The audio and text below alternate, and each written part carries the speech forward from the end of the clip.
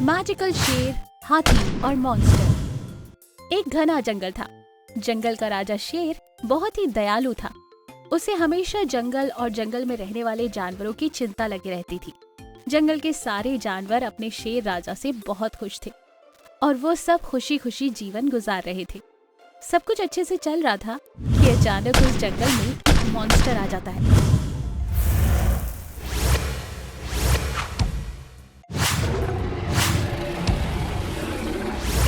और वो बेवजह जानवरों का शिकार कर रहा था।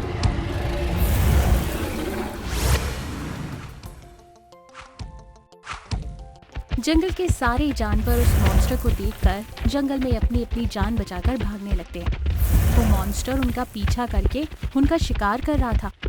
उसके पास कई सारी जादुई शक्तियां भी थी, जिससे वो जब चाहे जंगल के जानवरों को तंग कर रहा था। वो मॉन्स्टर ना तो जानवरों को जंगल में भोजन ढूंढने देता था। इधर ये बात जैसे ही राजा शेर को पता चलती है तो वो भी सोच में पड़ जाते हैं। जंगल के सारे जानवर मॉन्स्टर से डरकर राजा शेर के पास आते हैं। हमारी रक्षा कीजिए, जंगल में एक राक्षस घुस आया है जो बड़ी ही बेरहमी से हमारे जानवरों का शिकार कर रहा है। वो किसी को भी नहीं छोड़ रहा है। हाँ महाराज, हम ना तो भोजन ढूंढने जा पा रहे हैं और ना ही घर में रह पा रहे हैं। हमारे बच्चे भूख के मारे और प्यास के मारे मर रहे हैं। दिन ब दिन हमारी जिंदगी बदतर होती जा रही है। वहाँ आए जानवर किसी न किसी को खोकर फूट फूट कर रो रहे थे। ये देखकर शेर की आंखों में भी आंसू आ जाते हैं और वो गुस्से से कहता है, देखो साथियों, तुम सबकी रक्षा करना मेरा कर्तव्य है। अब मैं उस मॉन्स्टर को जिंदा नहीं छोड़ूंगा, चाहे इसके लिए मुझे अपनी जान ही क्यों ना गंवानी पड़े। यूं शेर उस मॉन्स्टर से लड़ने के लिए चल पड़ता है। कुछ दूर जाते ही शेर उस मॉन्स्टर तक पहुंच जाता है। अरे ओ मॉन्स्टर, शक्तियों का होना कोई बड़ी बात नहीं है, पर उन शक्तियों से बेचारे मासूम जानवरों को मारना ये गलत है। अभी के अभी ये जंगल छोड़कर चले जा, नहीं तो क्या? अरे ओ कमजोर शेर, तू क्या मुझे धमकी दे रहा है? अगर मैं चाहूँ तो बस एक ही पल में तेरा काम तमाम कर दूँ, समझा? तेरे लिए यही अच्छा होगा कि तू मेरा गुलाम बन जा और मेरी सेवा कर। तेरी ये मजाल कि तू मुझे गुलाम बनाने के लिए कह रहा है। ये जंगल मेरा घर है और मैं इसमें रहने वाले जानवरों के परिवार का हिस्सा हूँ और मेरा कर्तव्य इनकी रक्षा करना है। अपने परिवार को ये बिखरते मैं नहीं देख सकता। यूं उन दोनों की लड़ाई शुरू हो जाती है। मॉन्स्टर की ताकत के सामने शेर कमजोर पड़ जाता है। वो मॉन्स्टर अपनी शक्तियों से शेर को दूर उठाकर फेंक देता है। शेर दूर एक गुफा के पास गिर जाता है और वहां बेहोश हो जाता है। उस गुफा में एक हाथी रहता था जो एक जादुई शक्तियों वाला था। शेर को देखकर वो उसके पास आकर खड़ा होता है। जब शेर की आंखें खुलती हैं तो शेर अपने सामने हाथी को पाता है। वो दर्द के मारे सिसक सिसक कर रो रहा था और अपने जंगल और जंगल के जानवरों को याद कर रहा था। बेचारे मेरे साथी, पता नहीं कैसे होंगे। हे भगवान, मेरे जंगल और जंगल के जानवरों की रक्षा कर, उस जालिम मॉन्स्टर को खत्म कर। शेर बहुत ही कमजोर था। ये देखकर हाथी बोला, शेर, तुम्हारी हालत इतनी खराब है कि तुम्हें अपने बारे में सोचना चाहिए, लेकिन तुम अपनी प्रजा के बारे में सोच रहे हो। ये देखकर ही पता चलता है कि तुम कितने अच्छे हो। मुझे बताओ कि क्या हुआ, किसने तुम्हारी ये हालत की? शेर हाथी को सारी बात बताता है। ये सुनकर हाथी कहता है, मैं एक मायावी हाथी हूँ। मैं अपनी शक्तियों से तुम्हारी मदद करूंगा। मैं अपने शरीर को तुम्हारे शरीर से जोड़ लेता हूँ, फिर तुम उस मॉन्स्टर को खत्म कर देना। यूं हाथी अपनी शक्तियों का प्रयोग करके शेर के शरीर से जुड़ जाता है और वो दोनों शेर और हाथी का रूप ले लेते हैं।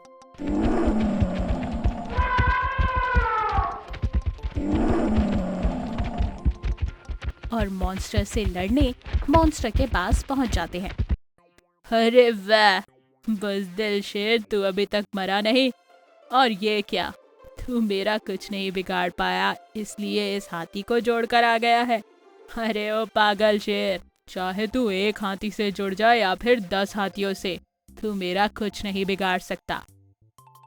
उनके बीच दोबारा बहुत ही खतरनाक लड़ाई शुरू हो जाती है और शेर और हाथी की शक्तियों के सामने मॉन्स्टर की शक्तियां हार जाती है और मॉन्स्टर वहीं मर जाता है। जंगल के सारे जानवर और शेर जादुई हाथी का धन्यवाद करते हैं और फिर खुशी खुशी अपना जीवन गुजारते हैं। विशाल चूहा, शेर और सियार। सियार शिकारियों के जाल में फंसा था। वो मदद के लिए चिल्ला रहा था कि तभी वहाँ चूहा आता है और कहता है, सियार भाई डरो मत, मैं तुम्हें शिकारी आने से पहले जाल से बाहर निकाल लूंगा। ऐसा कहकर चूहा जाल को काटने लगता है। सियार बहुत ही घमंडी था।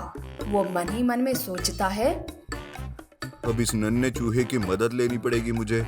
कैसे दिन आ गए, पर कर भी क्या सकता हूँ, मुसीबत ही ऐसी है। कहते हैं ना कि मुसीबत में गधे को भी बाप बनाना पड़ता है। सियार के मन में कपट था। वो हमेशा छोटे बड़े का भेद करता था। छोटे जानवरों से तो वो बात भी नहीं करता था। कुछ ही पलों में जाल खुल जाता है और सियार जाल से मुक्त हो जाता है। पर सियार चूहे का धन्यवाद किए बगैर ही अकड़ के साथ जाने लगता है। तब चूहा कहता है, सियार भाई कुछ भूल रहे हो क्या? मैंने आपकी मदद की और आप मेरा धन्यवाद भी नहीं कर रहे हो। अरे चूहे, तू तो पहले मुझे भाई कहना बंद कर। दूसरा ये कि मैंने तुम्हें अपनी मदद के लिए नहीं बुलाया था, तुम खुद आए थे। फिर धन्यवाद किस बात का? और तुम जैसे छोटे जानवरों से मैं कोई रिश्ता भी नहीं रखना चाहता। पर मैं ना होता तो शिकारी तुम्हें ले जाते। ले जाते तो ले जाते, मैं तुम्हारे पास कभी मदद के लिए आया ही नहीं था। सियार इस तरह से एहसान फरामोश बन जाता है और उल्टा चूहे को ही छोटा कहकर बोलने लगता है, जिस वजह से चूहा बहुत ही दुखी होता है। ये सब दूर से जंगल का राजा शेर देख लेता है और वो सोचता है, अरे इस सियार में ये कैसी अकड़ है। बेचारे चूहे ने इसकी मदद की और ये है कि उसे ही भला बुरा कह रहा है। इस बारे में सियार से बात करनी होगी। शेर ऐसा सोचकर सियार के पास जाता है। शेर को आते देख सियार शेर से कहता है, आओ आओ मेरे दोस्त, कैसे आना हुआ मेरे पास? दोस्त? किसका दोस्त? मैं इस जंगल का राजा हूँ। मैं तुम्हारे जैसे एहसान फरामोश का दोस्त नहीं हो सकता। शेर सियार को बहुत कुछ सुनाता है। उसे छोटे बड़े का भेदभाव न करने के लिए समझाता है। तब सियार कहता है, अच्छा तो चूहे के बच्चे ने मेरी शिकायत की तुमसे, इसलिए तुम ऐसी बात कर रहे हो ना? एक मामूली चूहे के लिए तुम मेरी दोस्ती भूल गए? अरे मैंने खुद देखा तुम्हारा बर्ताव, और उस मामूली चूहे ने तुम्हें बचाया ना होता तो आज तुम पिंजरे में बंद रहे थे। अभी भी वक्त है, सुधर जाओ और चूहे से माफी मांगो। शेर ऐसा कहकर वहाँ से चला जाता है, पर सियार को अभी भी उसकी गलती दिखाई नहीं देती। वो चूहे को ही कसूरवार समझता है। वो कहता है, ये सब उस चूहे के कारण हुआ। उसकी वजह से मेरे दोस्त ने मेरी दोस्ती तोड़ दी, मुझे भला बुरा कहा। मैं उस चूहे को छोड़ूंगा नहीं। सियार गुस्से से लाल पीला हो जाता है। दूसरे दिन वो चूहे के पास जाता है और कहता है, तुम आज मेरे हाथों से नहीं बच सकते चूहे। सियार चूहे को एक भी शब्द बोलने नहीं देता और गुस्से से उस पर हमला करने लगता है। छोटा चूहा इधर उधर कूदते हुए खुद को बचाते रहता है। ये सब शेर दूर से देख लेता है और वो कहता है, सियार को सबक सिखाना ही होगा, पर मैं अगर बीच में गया तो फिर से सियार चूहे को ही कसूरवार समझेगा। नहीं, आज मैं पहली बार अपनी जादू का इस्तेमाल करूंगा। शेर चुपके से चूहे पर जादू कर देता है, जिस वजह से चूहा विशाल बन जाता है। विशाल चूहे को देखकर सियार चकित होता है। उसे कुछ समझ में नहीं आता। अब चूहा विशाल बनकर उसमें ताकत आती है। वो सियार को ललकारने लगता है, अब आ सियार, देख मैं तेरा ही कचुम्बर बना दूंगा। विशाल चूहा और सियार में लड़ाई शुरू होती है, जिस वजह से सियार घायल होने लगता है। तब खुद की जान बचाने के लिए सियार कहता है, अरे अरे रुक जाओ चूहे, मुझे मत मारो, मुझे माफ कर दो, छोड़ दो मुझे। आज के बाद अगर किसी भी छोटे जानवर को कम समझा तो ये लड़ाई याद रखना। जाओ, माफ कर दिया तुझे। सियार वहां से भाग जाता है। तब शेर वहां आकर विशाल चूहे को फिर से साधारण चूहे में बदल देता है। चूहा सब समझ जाता है कि ये सब शेर की वजह से हुआ। वो शेर का धन्यवाद करता है। तब शेर कहता है, अरे चूहे, धन्यवाद की कोई जरूरत नहीं, तुमने भी तो मेरी जान बचाई थी और वो मैं आज तक नहीं भूला। उस दिन के बाद से सियार का स्वभाव में बहुत ही बदलाव आता है। उसे समझ में आता है कि हर किसी का कभी ना कभी समय आता है और छोटे बड़े का भेदभाव कभी नहीं करना चाहिए। Joint eagle bird trap animal stories. एक जंगल था जहाँ बहुत सारे जानवर बहुत ही प्यार से रहते थे, एक दूसरे का ध्यान रखते और इस तरह अपना जीवन बिता रहे थे। एक दिन सभी जानवर जंगल में बात कर रहे थे। तभी अचानक बंदर चिल्लाता हुआ आता है, अरे भाइयों, अरे भाई लोग, अरे अरे सुनो, देखो जरा मेरे साथ आओ, देखो उधर क्या है। बंदर की बात सुनकर हिरन बोलता है, अरे अरे बंदर भाई, जरा सांस तो ले लो, गिर गए तो आफत आ जाएगी। अब तुम्हारी बुढ़ी हड्डियों में इतना दम नहीं बचा है कि दोबारा से जुड़ जाएं। हिरन की बात सुनकर सभी जानवर जोर जोर से हंसने लगते हैं और बंदर बोलता है, बूढ़ा होगा तू, मैं तो अभी जवान हूँ, रोज अपने जंगल के ताजे ताजे फल जो खाता हूँ, और तुम लोग हंसना बंद करो, जरा उधर देखो, बहुत बड़ा सा पक्षी। और सभी जानवर उस पक्षी की तरफ जाते हैं। उसको देखकर जिराफ बोलता है, ये तो कोई बहुत बड़ा बाज है जो बहुत घायल लगता है। हाँ ये तो बहुत घायल है, इसको मेरे घर ले चलो। तुम्हारा घर तुम्हारा घर तो पेड़ पर है, ये बेचारा बाज तो जीते जी मर जाएगा। अरे तुम दोनों लड़ना बंद करो और इस पक्षी के बारे में सोचो, हमें इसकी देखभाल करनी पड़ेगी। वही खड़ा छोटा सा खरगोश घबराते हुए कहता है, अरे भाइयों, पर मुझे इसको देखकर बहुत डर लग रहा है, अगर ये विशाल बाज ठीक होने के बाद हम पर ही नुकसान पहुंचाने लगा तो। अरे डरपोक खरगोश, तुम चिंता मत करो, ऐसा कुछ नहीं होगा। सभी जानवरों ने इस विशाल बाज की देखभाल की और वो कुछ दिनों में ठीक हो गया। अब वो बाज सभी जानवरों को देखकर सोचने लगता है, अरे वाह, इतने सारे जानवर, इनको खाने में तो बहुत मजा आएगा, पर इन सारे जानवरों में बहुत एकता है, इनको तोड़ना बहुत मुश्किल होगा और इनके भीड़ में रहकर इनके भोलेपन का फायदा उठाना पड़ेगा। तभी वहाँ बंदर और हाथी आ जाते हैं। दोनों उस बाज के लिए अलग अलग प्रकार के फल खाने को लाते हैं। लो बाज भाई, हमने आपके लिए इतने सारे फल लाए हैं, खा लो। अब जैसे तैसे वो बाज कुछ दिनों तो फल खाकर बिताता है, लेकिन फिर वो आदत के अनुसार चुपके से जानवरों को मार के खाने लगता है। धीरे धीरे जानवरों की संख्या कम होने लगती है और ये बात सारे जानवरों को भी समझ आ जाती है कि हमारे जंगल में कुछ तो गड़बड़ चल रहा है। तभी खरगोश आकर सभी जानवरों से कहता है, भैया आओ मेरे साथ, उधर देखो, उस बाज की तरफ। सारे जानवर उस विशाल बाज को देखते हैं। वो बाज एक खरगोश को मारकर खा रहा था। अरे ये तो हमारे जंगल के जानवर खरगोश को मारकर खा रहा है। अब समझ में आया, ये सब इस बाज का काम है, हमको कुछ करना होगा। आओ सभी उस बाज की तरफ। सभी जानवर उस बाज को घेरते हैं और जिराफ और हाथी उससे कहते हैं, तो तुम हो जो हमारे जंगल के जानवरों को मारकर खा रहे हो, पर अब ये ज्यादा दिन नहीं चलेगा। हाँ, मैं ही हूँ जो तुम्हारे जंगल के जानवरों को मारकर खा रहा था, पर तुम लोग मेरा कुछ नहीं बिगाड़ सकते। तुम हम लोगों का कुछ नहीं बिगाड़ सकते। तुम जितने विशाल पक्षी हो, मैं भी तुम्हारी तरह उतना ही बड़ा जानवर हूँ।